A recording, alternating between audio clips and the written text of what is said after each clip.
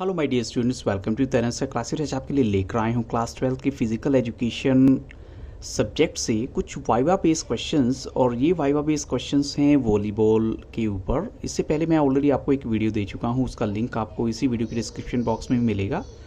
और अगर आप चाहते हैं इस वीडियो के अलावा आपको कुछ और वीडियोस भी मिले तो उस डिस्क्रिप्शन बॉक्स में जाकर उन सभी लिंक्स को आप ओपन कर सकते हैं। और आप मुझे मेरी इंस्टाग्राम आईडी पर भी फॉलो कर सकते हैं, तरन_सर।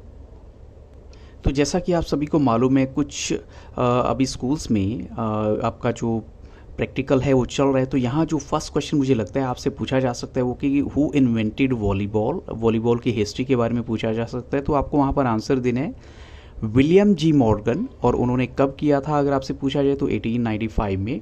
और at the time its name was Mintonette. यहाँ पर अगर आपसे वॉलीबॉल का बिगनिंग वाला नाम पूछा जाता है तो वो ये वाला नाम था।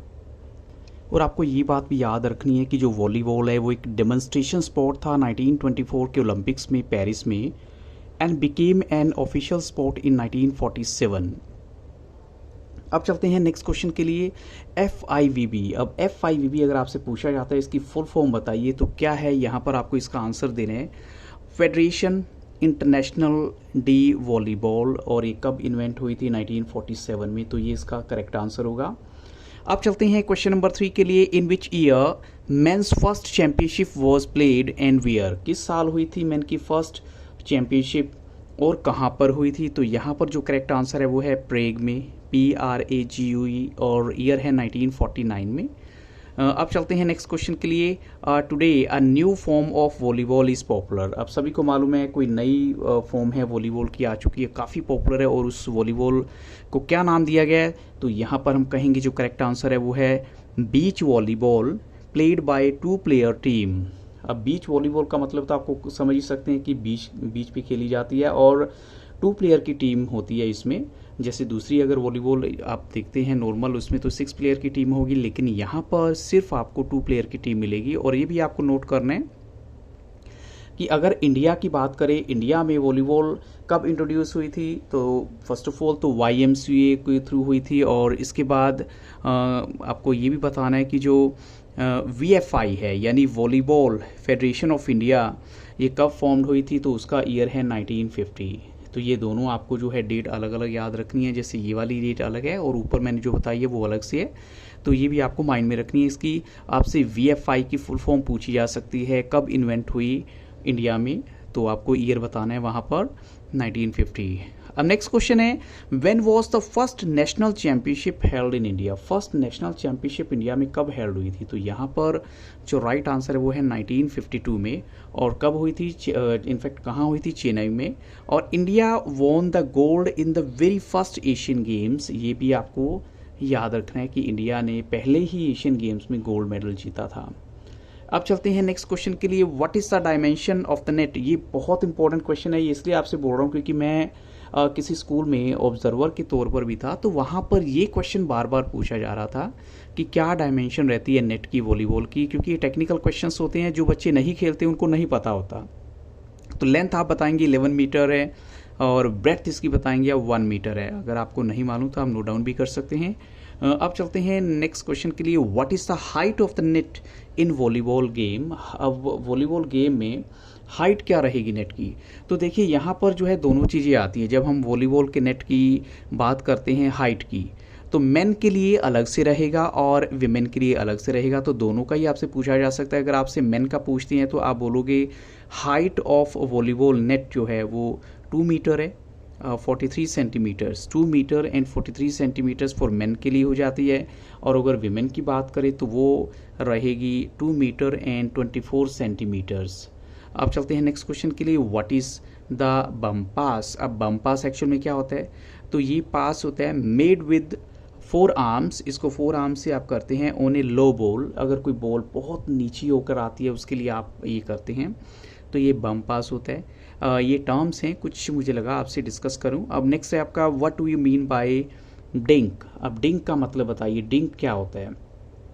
तो एक सॉफ्ट शॉट होता है of the fingers when faking A spike. अब आपको एज इट इज़ इसकी जो है थोड़ी सी वो करनी है। जब आप स्पाइक की तैयारी कर रहे होते हैं, एक सॉफ्ट सा शॉट होता है, और फेक मतलब क्या होता है, आर्टिफिशियल तरीके से, मतलब दिखाना कुछ और होता है एक्चुअल में, तो दैट इज़ कॉल्ड डिंक। अब नेक्स्ट देखिए, how many players can be substituted in A volleyball game. Volleyball game में कितने प्लेयर्स को आप सब्सिट्यूट कर सकते हैं। जैसे सपोज मैं उस गेम में खेल रहा हूँ, लेकिन मेरी परफॉर्मेंस अच्छी नहीं है या कुछ और रीज़न है जिसकी वजह से मेरी जगह पे दूसरा प्लेयर आएगा, तो कितने प्लेयर्स को आप सब्सिट्यूट कर सकते हैं। तो यहाँ पर जो एग्जैक्ट आंसर है वो है 6 प्लेयर्स को आप सब्सिट्यूट कर सकते हैं, and they can be changed at any time. ये बात भी आपको याद रखनी है, and there is no restriction, and all the 6 players can be substituted. यानी 6 प्लेयर की अगर टीम है तो 6 के 6 प्लेयर्स को भी आप सब्सिट्यूट कर सकते हैं, and each team comprises of 6 players and 6 substitutions। और ये बात भी आपको उसका नंबर ऑफ प्लेयर भी माइंड में रखना है, 6 प्लेयर्स एंड 6 सब्सिट्यूशंस होते हैं। तो एक्स्ट्रा प्लेयर आप मान के चलें कि अगर 6 प्लेइंग में है तो 6 आपके पास एक्स्ट्रा होंगे, तभी 6 आप रिप्लेस कर पाएंगे। तो अब चलते हैं नेक्स्ट क्वेश्चन के लिए। आपको एडिशनल इन्फॉर्मेशन में ये बता रहा हूँ कि जो ब्रेड्थ होती है सर्विस एरिया की वो 9 मीटर होती है, और ये जो आपको इन्फॉर्मेशन दे रहा हूँ ये हम कहेंगे लेटेस्ट जनरल रूल्स में ऐड हुई है। पहले क्या होता होगा 3 मीटर्स की होती है, लेकिन अब जो इसकी ब्रेड्थ है सर्विस एरिया की वो 9 मीटर कर दी गई है। ऐसी नेक्स्ट टर्म है टाइम आउट। टाइम आउट का मतलब क्या होता है, ईच टीम मे टेक 2, यानी हर जो टीम है 2 30 सेकेंड्स का टाइम आउट्स ले सकती है in each set, but only when ball is dead. लेकिन ये उसी कंडीशन में होगा जब बॉल डेड हो जाती है, बिल्कुल, तो उसी कंडीशन में आप ले सकते हैं। अब नेक्स्ट क्वेश्चन है हमारा इसी में, व्हाट इज़ लिबेरो। अब लिबेरो का मतलब क्या होता है, ये एक्चुअल में नए टर्म ऐड हुए हैं, पहले नहीं थे, तो मे भी आपको नहीं पता होगा। तो according to the new rule, अगर नए रूल की बात करें, libero is a special player in a team. ये एक स्पेशल प्लेयर होता है टीम के अंदर, and he is a player of backline. Backline का प्लेयर है। He is not allowed to attack from the attacking area, और उसको अलाउड नहीं होता कि वो अटैकिंग एरिया में आके अटैक करे।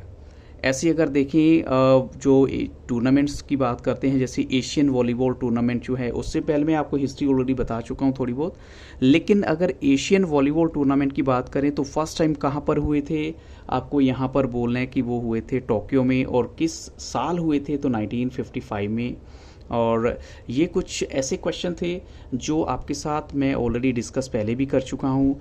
इसके अलावा अगर आपको कुछ फॉल्ट्स के बारे में पूछा जाए कि कौन कौन से वॉलीबॉल के गेम में फॉल्ट हो सकते हैं, तो एक होता है जैसे holding the ball during game, आप बॉल को पकड़ नहीं सकते, होल्ड करके नहीं रख सकते। और टचिंग द सेंट्रल लाइन, ये भी फॉल्ट में काउंट होगा। Touching the line in while performing service, अब इन लाइन को टच करना या touching the line in while performing service, जब आप सर्विस दे रहे होते हैं। तो ये कुछ एक ऐसे रूल्स हैं जो आपसे पूछे जा सकते हैं कि कौन कौन से फाउल इसमें काउंट होते हैं। और touching the ball more than 3 times, 3 बार से भी ज़्यादा अगर आप टच करते हैं तो वो भी फॉल्ट काउंट होगा। And when the player continuously touches the ball for 2 times, तो वो भी आपका फाउल काउंट होता है। सो आई होप सो ये क्वेश्चंस आपको 100% हेल्प करेंगे कल के लिए। और अगर आप थोड़ा सा वर्ड्स का देखें तो 1-2 वर्ड भी आप माइंड में रख सकते हैं, जैसे स्मैशिंग और स्पाइकिंग का पूछ सकते हैं आपसे, ब्लॉकिंग थोड़ा बहुत हो सकता है, और एक आपका होता है अंडरहैंड सर्विस, ये भी आपसे पूछ सकते हैं। सो आपको वीडियो कैसा लगा आप ज़रूर बताइएगा, और फिर भी किसी तरह की और डाउट है आपके मन में तो आप मुझे कमेंट सेक्शन में जाके ज़रूर बता सकते हैं। आई होप सो ये वीडियो आपके लिए हेल्पफुल होगा, and I wish you all the very best for your tomorrow's exam. So thank you very much and have a very nice day.